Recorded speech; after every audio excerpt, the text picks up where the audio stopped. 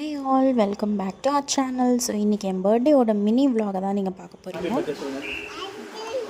Happy to Thank you baby.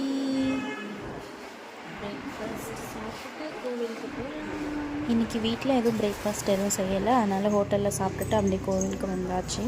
So சாமியோட தரிசனம் எல்லாம் நல்லபடியாக பார்த்தோம். பெருமாள் கோவிலுக்கு தான் நாங்கள் வந்திருந்தோம். கும்பிடுங்க, சேர்த்து கும்பிடுங்க. ஓகே சாமி பிரசாதம்.